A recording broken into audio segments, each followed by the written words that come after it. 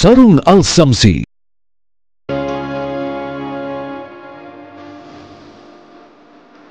Seorang aparatur sipil negara ASN di kantor Dinas Sosial Kabupaten Gorontalo ditodong senjata api.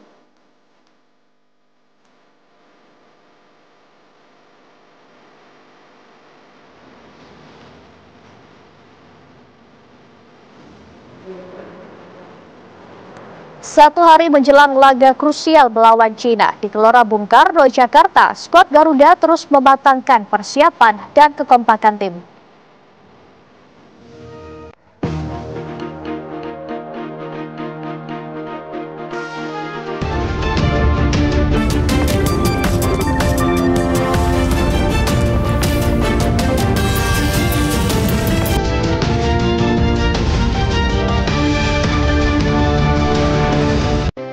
Posisi sayap atau winger dalam satu tim sepak bola sangatlah penting, pemirsa. Hal itu karena dari kedua sayap inilah mayoritas gol tercipta. Kedua pemain sayap harus lincah dan bisa terus bergerak maju dan mundur untuk membangun serangan sekaligus bertahan. Untuk itu tidak heran, tim-tim yang besar umumnya memiliki pemain sayap yang handal. Lantas dengan absennya Marcelino dan Ragnar Oratmangun, siapa yang akan dipasang Patrick Kluivert di posisi winger? Kami akan mendalaminya di kabar utama bersama saya, Laura Wes.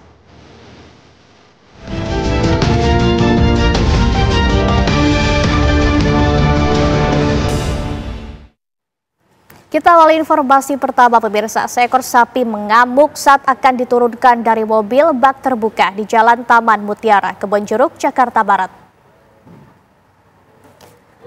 Setelah dipaksa turun dari mobil bak, sapi tersebut seketika mengamuk hingga terlepas dan berlari-lari di area sekolah.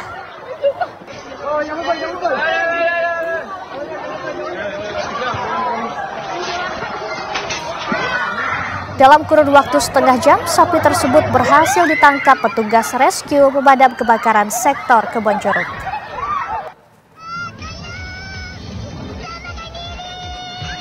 Selanjutnya, sapi yang mengamuk itu digabungkan dengan sapi yang lain agar lebih tenang.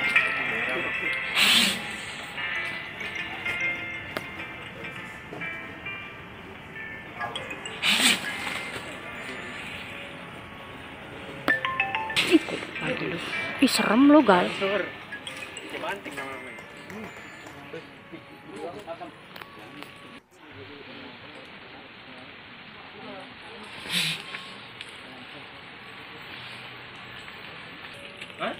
Seorang aparatur sipil negara ASN di kantor Dinas Sosial Kabupaten Gorontalo ditodong senjata api, pemirsa. Dalam video yang beredar, ASN bernama Zainuddin Hutoti ini ditodong dengan senjata api oleh seseorang yang menggunakan helm di tempat korban bekerja di kantor Dinas Sosial Kabupaten Gorontalo.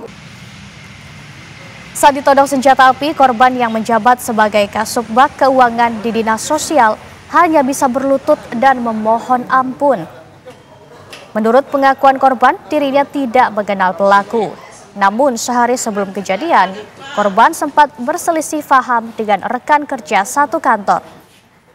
Saat kepolisian Polres Gorontalo telah menangkap pelaku, polisi juga masih mendalami motif pelaku dan senjata yang digunakan.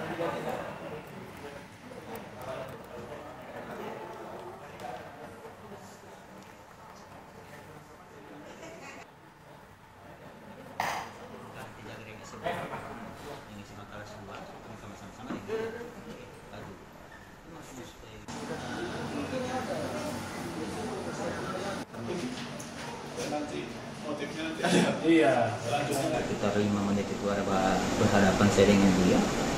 Saya langsung itu dia cabut. Ini pistol. Ada sesuatu yang dia mau ambil mulu loh. Diduga pistol itu? Diduga pistol. Memang di video kan seperti pistol. Jadi, seperti kejadian begitu saya disuruh berlutut. Berlutut tak berlutut. Suruh buka mulut, buka mulut. Suruh buka saya mulut dia mau kesemasaan. Cuman saya berusaha bagaimana saya mau tidak. Pemirsa, dua toko elektronik dan mesin di Kelurahan Gamalaba, Kecamatan Ternate Tengah, Ternate, Maluku Utara, ludes terbakar pada Rabu pagi. Masih kuning. Tiupan angin kencang membuat api dengan cepat merembet ke bangunan lain yang berdekatan. Pemilik toko, karyawan, dibantu warga setempat berusaha membantu padamkan api dengan menggunakan alat seadanya. Namun, api terus membesar dan membakar isi toko. Kobaran api baru dapat dipadamkan setelah damkar mengerahkan 4 unit mobil pemadam kebakaran dan 2 mobil water cannon Polres Ternate.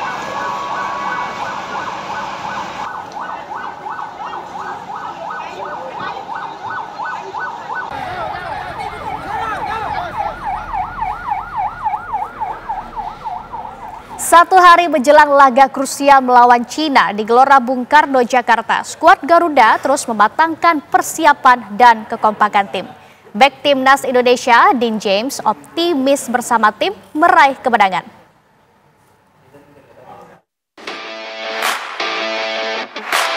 Seluruh pemain Timnas Indonesia terus memperkuat strategi formasi dalam latihan yang digelar di Stadion Madia Komplek GBK Senayan, Jakarta. Pemantapan latihan ini sebagai persiapan terakhir jelang laga hadapi Cina Kamis malam esok. Pelatih Timnas Indonesia Patrick Kluivert memimpin latihan skuad Garuda yang fokus pada kecepatan, kekompakan, dan juga umpan-umpan akurat dari semua pemain. Bek Timnas Dean James merasa sangat senang menyambut debutnya di Gelora Bung Karno esok. Ia menekankan butuh kerjasama tim demi meraih kemenangan. Really good, and we started in Bali, of course, with a few more days than last time. So I think we have a good chance. We have a good team, good players. So yeah, of course, 3 points, and I hope I can make my debut in the stadium. So, but yeah, it's a team sport, and if we win and I don't play, I'm happy as well. Kunci permainan Timnas untuk kalahkan Cina harus kompak, fokus, dan memiliki motivasi untuk meraih poin. Semangat Garuda untuk menerkam naga. Tim TV One mengabarkan.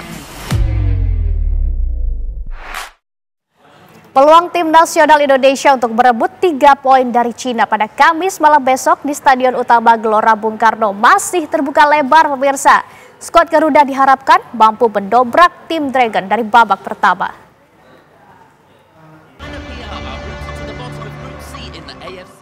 Berebut poin Indonesia versus Cina di lanjutan kualifikasi Piala Dunia 2026 zona Asia sangat mendebarkan.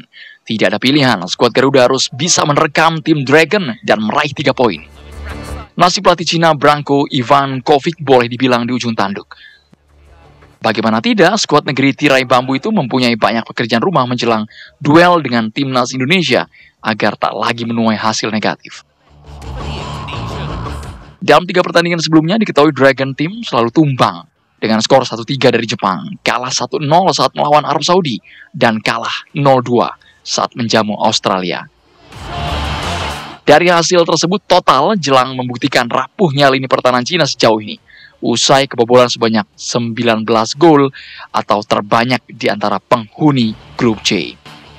Yang menjadi perhatian, separuh alias 8 gol yang tercipta ke gawang Cina lahir dari situasi bola mati yang diakhiri dengan sundulan. Seperti Jepang membobol gawang Cina 5 kali dengan sundulan. Lalu melawan Arab Saudi, Cina kebobolan 2 gol dari situasi sepak pojok. Kemudian Australia yang juga mencatatkan 1 gol dengan sundulan saat mempecundangi Cina di kandang mereka yang dicetak oleh Lewis Miller. Rapuhnya lini belakang Cina ini jelas mendapat sorotan dari media lokal negeri tirai bambu, mengingat membuat mereka kini berada sebagai juru kunci. Kini mampukah skuad Patrick Kluivert memanfaatkan kelemahan Cina tersebut dan meraih 3 angka? Yang jelas Cina dalam tekanan. Tim TV One mengabarkan.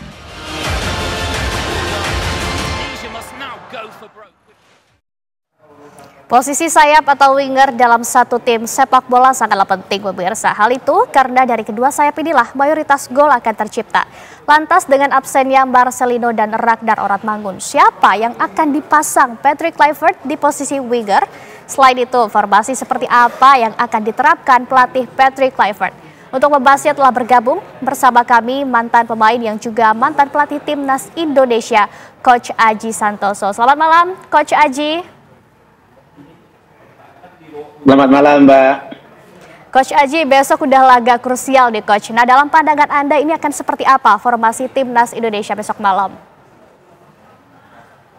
Ya, besok pertandingan hidup mati ya. Tidak ada pilihan, tim kita harus menang besok karena kalau tim kita bisa menang, sudah memastikan diri bisa ke babak berikutnya playoff karena ada di urutan keempat. Tetapi kalau besok tidak bisa menang seri ataupun kalah, menurut saya itu akan sangat berbahaya karena pertandingan terakhir kita akan melawan Jepang. Jadi tidak ada pilihan lain.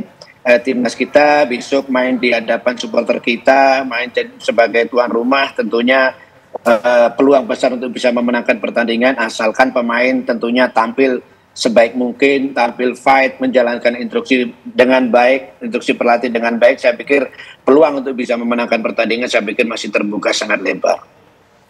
Baik, ini kita bicara formasi coach. Ini jika oleh Romeni dipasang di depan, ini lantas siapa 3 pemain pelapis yang akan berjibaku coach?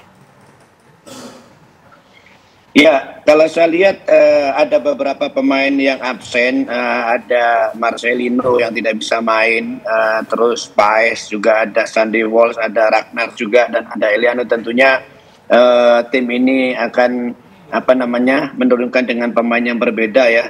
Tentunya kalau saya melihat dari beberapa pemain yang dipanggil, tentunya satu pemain menurut saya Egy Maulana Fikri tentunya mungkin kalau dipasang bisa ditempatkan di posisi sayap karena beberapa kali main ketika di kompetisi domestik karena ini juga sering main di posisi sayap gitu. Jadi memang dengan absennya beberapa pemain ini tentunya tim pelatih akan memeras otak untuk bisa bagaimana tim ini tetap bisa tampil stabil karena pertandingan melawan Cina ini juga pertandingan yang sangat menentukan. Jadi taktik strategi yang ditampilkan oleh Patrick Kluivert nanti akan sangat mempengaruhi bagaimana hasil pertandingan akhir nanti. Baik, selain Egy Maulana Fikri, bagaimana dengan pilihan lain seperti Kelvin Verdong, Tom Hea atau mungkin Sayuri coach?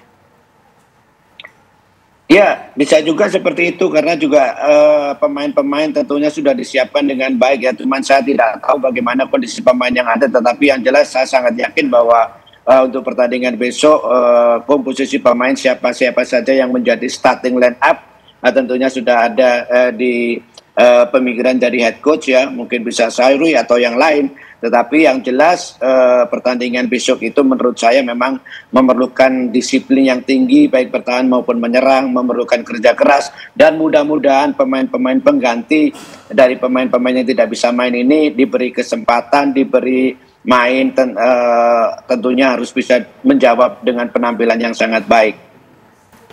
Baik, kemudian di belakang pemain-pemain tersebut tentunya ada pemain lain seperti gelandang serang misalnya. Kemudian bagaimana dengan Ivar Yenar atau mungkin Palu Pessi, Coach Haji?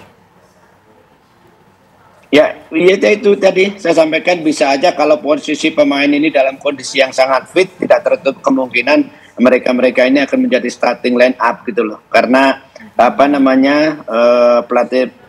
tim pelatih kita tentunya sudah memikirkan matang, tidak boleh salah menempatkan pemain. Ini akan menjadi fatal ya. Karena pertandingan ini, itu tadi saya sampaikan, pertandingan yang sangat menentukan, pertandingan hidup mati, pertandingan yang menentukan apakah kita bisa lanjut ke babak berikutnya atau tidak. Karena kita pertandingan terakhir melawan Jepang, kita harus fair, kita harus akui bahwa Jepang kualitasnya bisa dikatakan 2 tingkat di atas tim kita. Jadi besok itu tidak boleh kita seri, harus menang.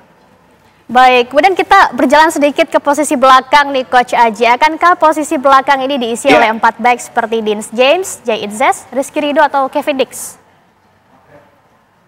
Ya, pemain-pemain tersebut itu memiliki kualitas yang seimbang menurut saya. Siapapun yang akan diturunkan tentunya itu kesempatan baik untuk pemain bisa menjawab kepercayaan pelatih. Tetapi itu tadi saya sampaikan, siapa yang fit tentunya akan mendapatkan kesempatan dari pelatih karena pemain-pemain yang disebut tadi adalah pemain-pemain yang memiliki kualitas yang merata, termasuk Rizky Ridho tidak kalah kualitasnya dengan pemain-pemain yang lain gitu loh. Apalagi Rizky Ridho semakin hari semakin matang, semakin bagus, dia menunjukkan satu penampilan yang sangat baik, tentunya itu akan menjadi pertimbangan-pertimbangan bagi tim pelatih. Baik, kalau misalnya posisi ini starter Coach, ini bagaimana dengan Miss Hilgers dan juga Justin Hubner? Apakah mereka berdua ini akan dimainkan sebagai starter?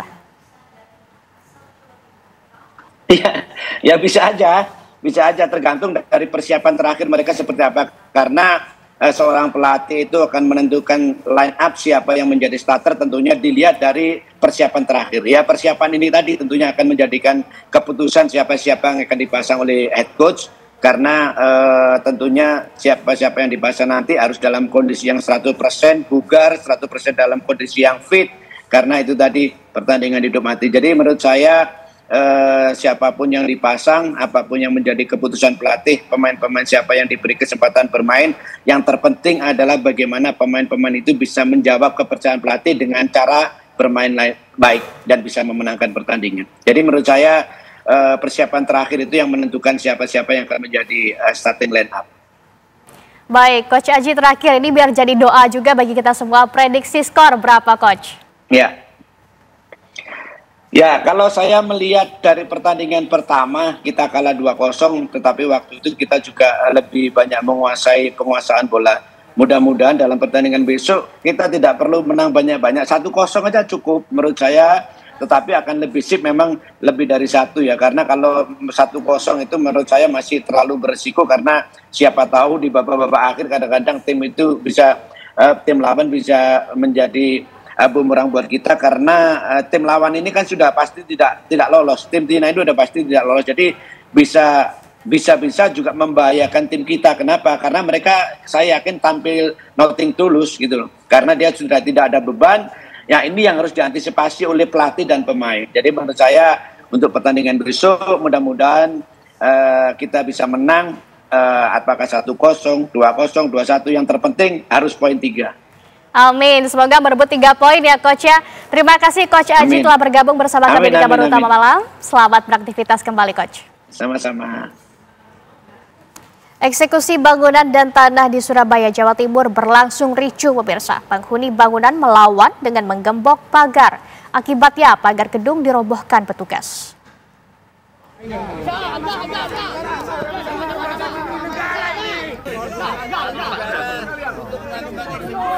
Jangan sampai menghalangi kegiatan eksekusi.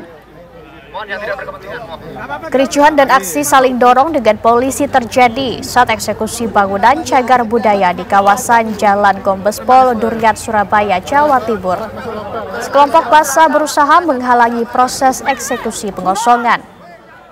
Penghuni bangunan cagar budaya tak terima jika diusir dari bangunan yang ditempati selama puluhan tahun tersebut. Karena dihalang-halangi, usai jurusita Pengadilan Negeri Surabaya membacakan perintah pengadilan, polisi terpaksa merobohkan pagar yang ada di depan bangunan agar petugas bisa memasuki area bangunan. Meski mendapat perlawanan, eksekusi terus berlanjut. Para petugas jurusita mengeluarkan barang-barang yang ada di dalam rumah. Proses eksekusi tersebut mendapat penjagaan ketat dari jajaran kepolisian Polrestabes Surabaya.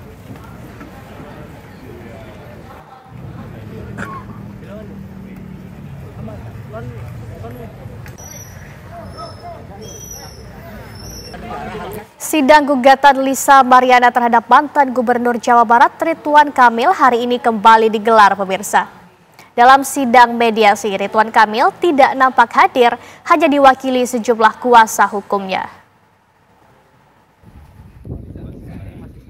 Sidang gugatan Lisa Mariana terhadap mantan Gubernur Jawa Barat Ridwan Kamil kembali digelar hari ini di Pengadilan Negeri Bandung, Jawa Barat. Sidang kali ini merupakan sidang mediasi antara pihak Lisa Mariana dengan pihak Ridwan Kamil. Namun dalam sidang mediasi ini, Ridwan Kamil kembali tidak hadir dan hanya diwakili sejumlah kuasa hukumnya. Kenapa? Pas calik kenapa? Alasannya itu hanya surat yang ditulis dia sendiri pakai tanda tangan. Saya bertanda tangan Ridwan Kamil begini segala macam karena alasan dia bekerja dan dia nggak bisa sebutkan kerjaannya apa. Coba bapak ibu tanya sekarang kerjaannya Bapak Ridwan Kamil apa sekarang? Hah? Sidang mediasi kembali deadlock karena pihak Lisa Mariana meminta RK hadir. Kuasa hukum RK menyebut alasan Ridwan Kamil tidak hadir karena sedang ada pekerjaan dan tidak bisa ditinggalkan. Dan sesuai dengan peraturan Mahkamah Agung, tidak masalah bila diwakilkan.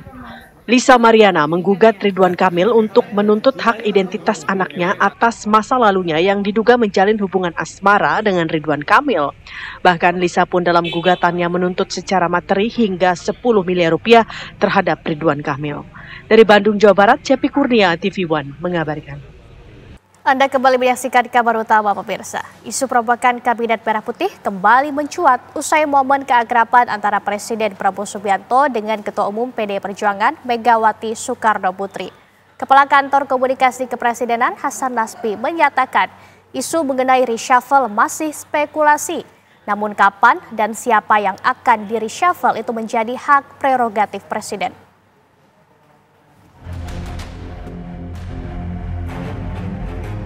Desas-desus reshuffle kabinet mencuat usai momen keakraban antara Presiden Prabowo Subianto dengan Ketua Umum PDI Perjuangan Megawati Soekarno Putri. Keduanya bertemu dalam acara upacara bendera peringatan Hari Lahir Pancasila yang digelar pada 2 Juni 2025 di Gedung Pancasila, Jakarta. Ketua MPR sekaligus Sekjen Partai Gerindra Ahmad Muzani membagikan cerita momen keakraban itu dan tidak membantah isu PDI Perjuangan bakal merapat ke Kabinet Merah Putih. Suasana pertemuan di antara Presiden Prabowo dengan Presiden kelima Republik Indonesia, Ibu Megawati Soekarno Putri, berlangsung sangat akrab, penuh kekeluargaan dan saling banyak bercanda. Di antara keduanya juga ada berbisik yang saya terus terang belum tahu apa yang dibisikkan, tapi tapi keakraban, kekeluargaan penuh mewarnai dan menjadi pemandangan di depan mata kami. Menanggapi soal isu reshuffle kabinet, Ketua Umum Partai Golkar sekaligus Menteri ESDM Bahlil Lahadalia mengaku tidak khawatir jika reshuffle terjadi terhadap menteri yang berasal dari Partai Golkar. Tadi ada momen bagus nih Pak Prabowo sama Mas Gibran sama Bu Mega. Ini kan momen yang bagus nih. Dari Pak Bahlil gimana komentar? Bagus. Takut menteri Bapak di reshuffle nggak Pak? Diganti sama menteri PDIP mungkin di tengah isu reshuffle? Asik. Itu semuanya kembali kepada Bapak Presiden. Kalau kan paling banyak soalnya. Tapi sedikit perlu kita ya biasa aja. Biasa aja. Oke. Sementara itu, Kepala Kantor Komunikasi Kepresidenan Hasan Nasbi menyatakan isu mengenai reshuffle masih spekulasi. Namun kapan dan siapa yang akan di-reshuffle itu menjadi hak prerogatif Presiden. Semua informasi yang beredar di luar tentu sifatnya masih spekulasi, ya kan? Walaupun reshuffle itu bisa saja dilakukan oleh Presiden kapanpun Presiden mau. Tapi sepanjang tidak diumumkan oleh Presiden, ya, tidak disampaikan langsung oleh Presiden, karena yang berhak menyampaikan ini kan hanya Presiden. Jadi suara-suara di luar anggap aja bagian dari bunga-bunga demokrasi lah, ya, anggap aja bagian dari bunga-bunga demokrasi. Apakah akan ada? Ya, reshuffle itu sesuatu hal yang mungkin saja terjadi. Tapi kapan dan siapa orang yang akan terkena reshuffle itu betul-betul hak prerogatif Presiden. Sejumlah isyarat reshuffle kabinet juga mulai menguat seiring pernyataan tegas Presiden Prabowo Subianto yang menyinggung soal loyalitas dan kesetiaan terhadap bangsa dan negara. Dari Jakarta, Ikra Anggana, Putri Lestari, Adin Hudaya, dan Dimas Ramadan, TV One mengabarkan. Presiden Prabowo Subianto menuding ada kekuatan asing yang membiayai dana kepada lembaga-lembaga swadaya masyarakat atau LSM dengan tujuan mengadu domba bangsa.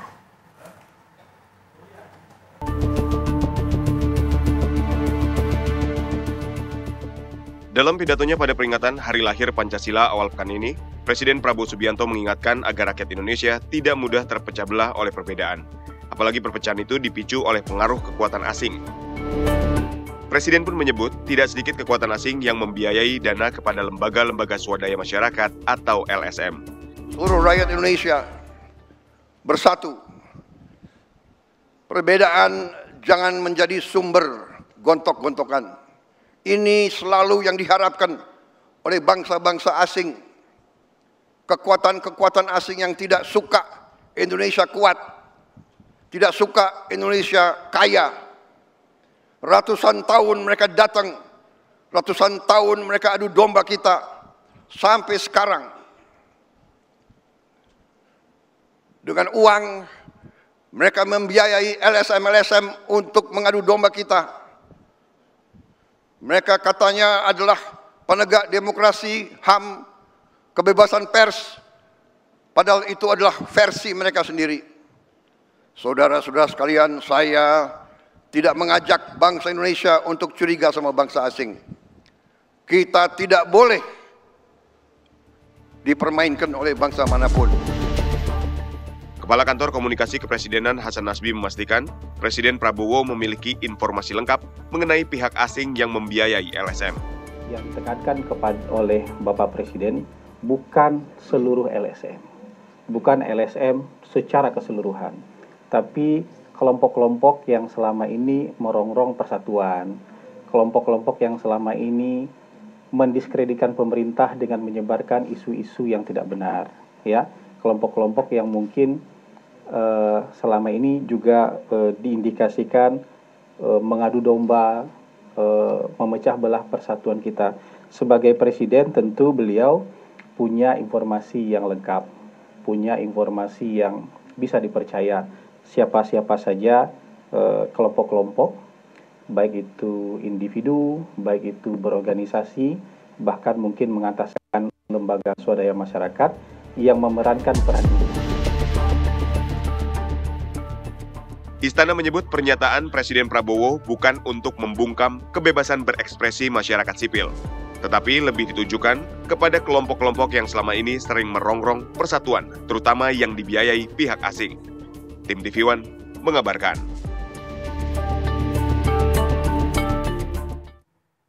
Kita ke informasi lain pemirsa, Wakil Menteri Pekerjaan Umum Diana Kusumastuti memenuhi panggilan Kejaksaan Agung untuk dimintai keterangan terkait kasus dugaan korupsi pembangunan rumah eks-pejuang Timor Timur di Kupang tahun 2022-2024. Wakil Menteri PU Diana Kusumastuti tiba di kantor Kejaksaan Agung pada Rabu pagi. Sebelum masuk, Diana yang mengenakan pakaian serba hitam sempat tersenyum kepada awak media. Kasus ini masih dalam tahap penyelidikan dan ditangani oleh Kejaksaan Tinggi Nusa Tenggara Timur NTT. Sebelumnya, Diana pernah dipanggil untuk diperiksa di Kejati NTT di Kupang, Nusa Tenggara Timur. Namun, Diana tidak hadir dalam pemanggilan. Diana diminta keterangan selaku Komisaris Utama PT Brantas Abi Praya dan Direktur Jenderal Cipta Karya tahun 2023. Proyek pembangunan 2.100 unit rumah khusus untuk eks-pejuang Timor Timur di Kabupaten Kupang, Nusa Tenggara Timur menjadi sorotan setelah ditemukan berbagai masalah dan ada dugaan korupsi dalam proyek ini. Kemarin kesibukan kami, jadi kami akan menjadwalkan ulang. Untuk sesi kedua.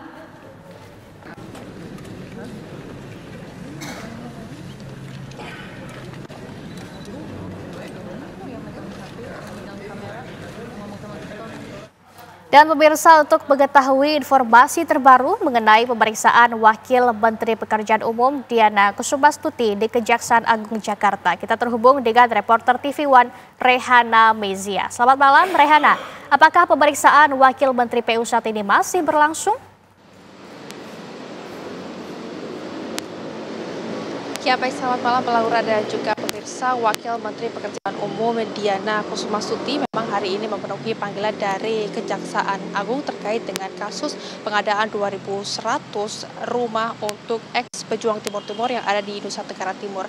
Informasinya juga memang dalam pemanggilan ini Diana dimintai keterangan selaku Komisaris Utama PT Brantas Abi Praya dan juga mantan Dirjen Cipta Karya di tahun 2023. Laura dan juga pemirsa, tadi kami memang sempat mendapatkan keterangan dari Asisten Tindak Pidana Khusus Kejati NTT Ridwan Angsar yang mengungkapkan tadi Diana juga sempat datang ke tempat saya mengabarkan saat ini sekitar pukul 9 pagi waktu Indonesia Barat, di mana Diana ini pemirsa setidaknya kurang lebih dimintai ada 20 keterangan terkait dengan posisi ataupun keterlibatannya dalam kasus ini, yang kemudian juga memang hingga saat ini masih belum dapat dipastikan untuk status hukum apa yang akan disematkan kepada Diana, pemirsa, karena masih sebatas permintaan keterangan dan dalam tahap penyidikan. Ada pula kalau kita melihat sedikit Laura dan juga pemirsa mengenai kondisi rumah yang rencananya akan diberikan kepada sekitar 2.100 dari eks-pejuang timur yang ada di Nusa Tenggara Timur, memang kondisinya ini cukup memprihatinkan karena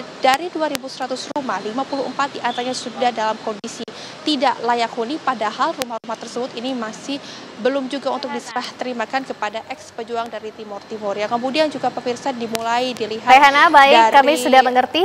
Temboknya, kemudian juga dari struktur rumahnya, dan juga segala-galanya. Demikian, Laura, kami kembalikan kepada Anda di studio. Baik Rehana, terima kasih atas informasi Anda. Selamat malam, selamat bertugas kembali.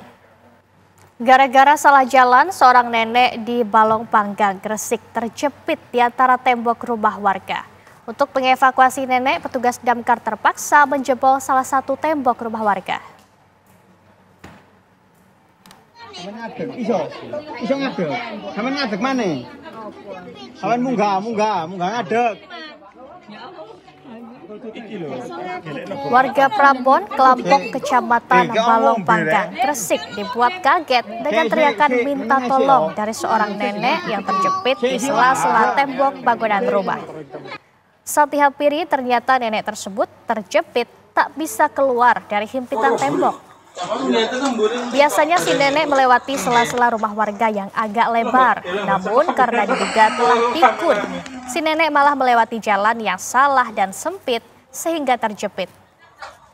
Karena kesulitan untuk mengevakuasi korban, warga setempat akhirnya meminta bantuan petugas damkar Gresik.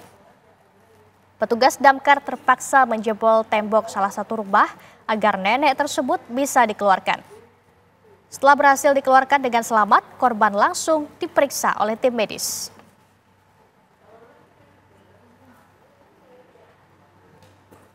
Sampeyan ngadeg ae. Sampeyan ngadeg. Iso ngadeg. Sampeyan ngadeg maneh? Sampeyan munggah ngadeg. Iki lho, gelekno gompotan. Ki ono ngombe rek. Sik, menenge sik yo. Pemirsa, suami pelaku pembunuh istri yang sempat diamuk massa oleh keluarga korban di Mamuju, Sulawesi Barat tewas sebelum sempat diperiksa polisi. Pelaku sempat dilarikan ke rumah sakit dan kini pihak rumah sakit masih melakukan autopsi untuk mengungkap penyebab kematian pelaku.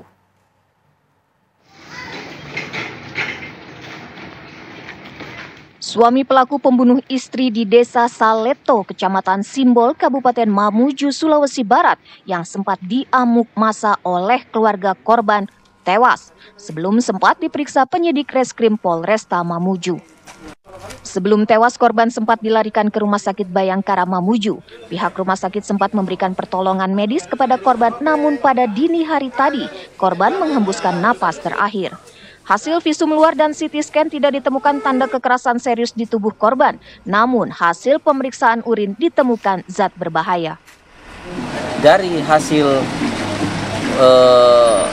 pemeriksaan urin, kami temukan penggunaan obat atau zat yang terlarang yang membahayakan tubuh atau jiwa. Jadi kemungkinan dia minum racun. Akan ada kabarnya dia kemarin minum racun. Itu yang sementara kami dalami, tapi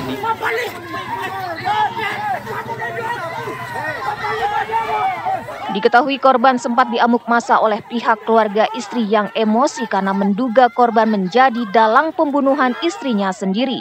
Korban yang saat itu digelandang polisi sempat menjadi bulan-bulanan bogem mentah dari pihak keluarga istri. Korban diduga membunuh istrinya sendiri karena dipicu cemburu buta dengan mantan suami sang istri yang sering mengunjungi anak sang istri di rumah korban.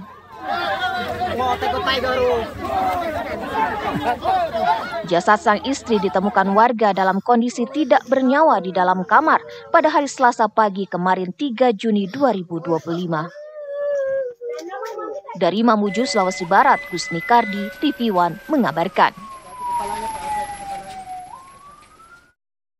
Razia besar-besaran oleh 235 petugas gabungan digelar menyusul insiden kaburnya 19 narapidana dari lapas kelas 2B Nabire, Papua Tengah. Hasilnya ditemukan puluhan ponsel, puluhan bilah senjata tajam, dan atribut yang diduga terkait gerakan separatis.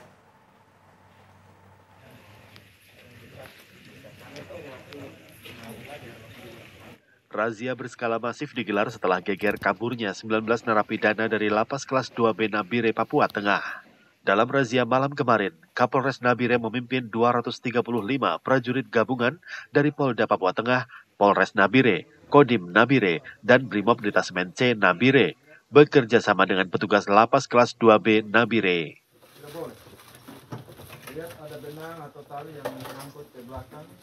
Petugas tidak melewatkan satu celah pun meneliti seluruh ruangan dalam kompleks Lapas Kelas 2B Nabire. Hasilnya nyata. Ditemukan puluhan telepon seluler dan puluhan bilah senjata tajam berbagai jenis. Yang tidak kalah menghebohkan, didapati sejumlah atribut yang diduga terkait gerakan separatis Papua Merdeka. Barang-barang ilegal tersebut ditemukan dalam kotak-kotak tertutup. Ada pula yang ditanam di area taman belakang blok hingga diselipkan di kamar mandi. Kami terkait dengan kepemilikan HP, kami akan lakukan pendalaman. Kiranya dari pendalaman yang akan dilakukan oleh Reskrim Polres Nabire dengan gabungan staf Reskrim Polda Papua Tengah, mudah-mudahan bisa mengkerucut terkait dengan larinya 19 napi. Pemirsa, beragam peristiwa sepanjang hari ini telah mengemuka dari penjuru tanah air. Kami hadirkan sebagian di antaranya untuk Anda dalam rangkuman kabar berikut ini. Satu hari menuju laga krusial melawan Cina, skuad Garuda terus mematangkan persiapan dan kekompakan tim. Pelatih Timnas Indonesia, Patrick Kluivert, memimpin latihan intensif yang digelar di Stadion Madia Senayan, Jakarta. Skuad Garuda kini terfokus pada kecepatan, kekompakan, dan juga umpan-umpan akurat. Kunci permainan Timnas untuk kalahkan Cina haruslah kompak, fokus, dan bermotivasi tinggi.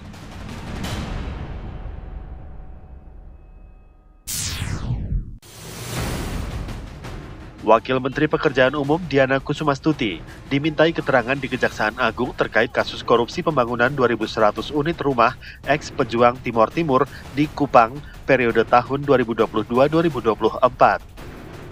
Kasus ini masih dalam tahap penyelidikan dan ditangani oleh Kejaksaan Tinggi Nusa Tenggara Timur. Diana dimintai keterangan selaku Komisaris Utama PT Brantas Abipraya dan Dirjen Cipta Karya tahun 2023.